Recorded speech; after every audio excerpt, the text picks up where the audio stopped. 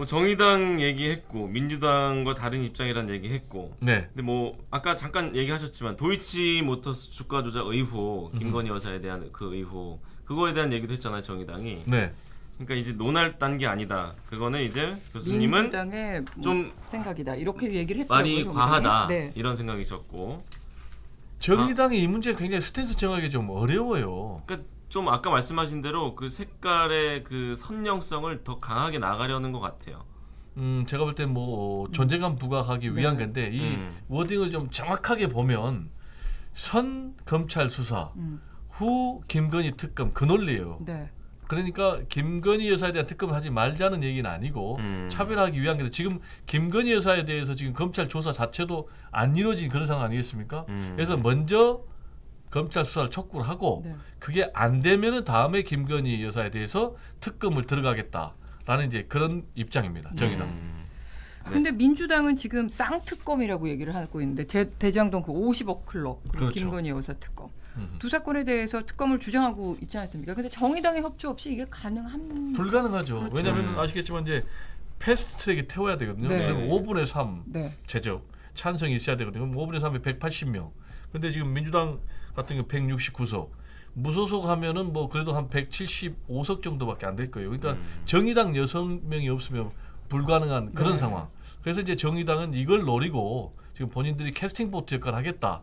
그럼 그 근본적인 또 배경에는 현재 정의당 같은 경우 강력하게 주장하는 게 노란봉특법 개정안 네. 처리를 요구를 하고 있거든요. 네, 네. 그래서 이걸 지렛대로 활용해서 처리하겠다라는 건 하나.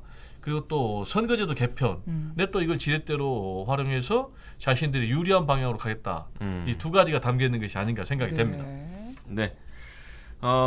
물론 특검에는 반대 입장을 밝혔지만 이 권오수 전 회장 1심 판결문이 나왔잖아요. 나왔죠. 거기에서는 어떤 언급이 있었어요? 이 김건희 여사에 그동안에 대한 이제 의혹? 이 판결문이 공개되기 전에 전혀 김건희 여사는 언급이 안 됐다라는 예. 그런 주장이 있었는데 정확하게 보니까 실명이 언급이 됐습니다. 재판 과정에서도 언급이 됐었죠. 그렇죠. 예, 예. 재판 과정에는 뭐 말할 나위 없고요. 예, 예. 김건희 여사의 실명이 37번. 그리고 장모 그러니까 어머니가 되겠죠. 최은순 여사 같은 경우 27번이 거론이 됐고요.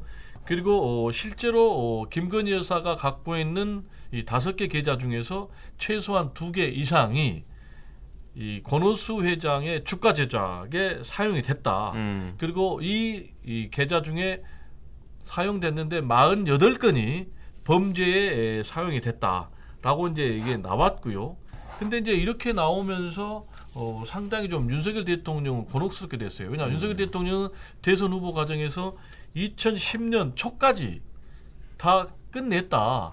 그 이후에는 안 했다고 그랬는데 지금 2010년 10월 이후에도 계속 거래한 것으로 나왔고 또 손실을 봐서 절연했다는데 지금 10억 정도가 이익을 본 것으로 지금 조사가 됐거든요.